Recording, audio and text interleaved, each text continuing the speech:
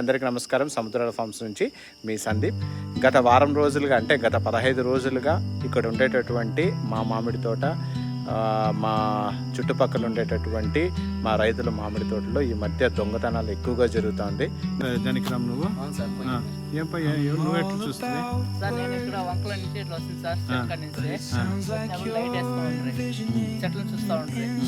మళ్ళీ తర్వాత వచ్చేదాను కొంచెం ఆడే ఆపితే బండి ఆపేసిందను కొంచెం నిలుచుకొని ఉంటాయి. మళ్ళీ తర్వాత వచ్చేదాను బండి స్టార్ట్ చేసేందుకు లైట్ ఆన్ చేయలేవాళ్ళు. మళ్ళీ రిటర్న్ నొక్కొని బండి స్టార్ట్ చేసిన తర్వాత మళ్ళీ లైట్ వేసేది.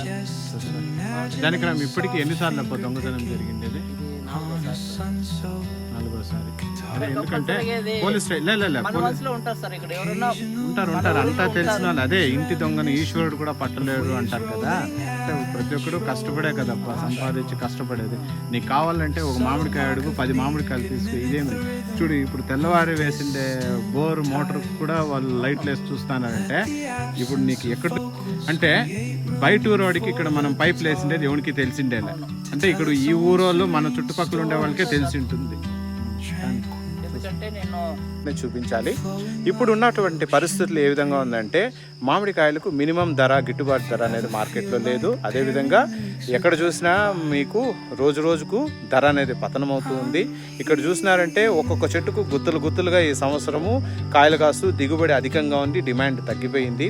అంటే ప్రతి సీజన్లోనూ ఈ దొంగలు ఈ విధంగా ఫెన్సింగ్లు దూకి రావడము, మామిడి కాయలు తీసుకెళ్ళడం 1, 2 అయితే పర్లేదు. ఒకసారి ఆలోచించండి.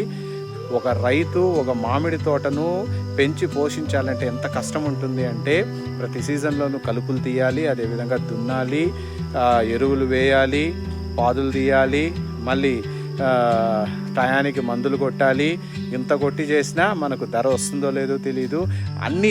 ఇన్ని కష్టాలున్నా కానీ ఏదో ఒక ఆశ అన్నమాట. మనకు ఒక మామిడి తోట ఉంది అనేటటువంటి ఒక పేరు కోసం చేస్తారే కానీ దీంతో వచ్చేది ఏం లేదు.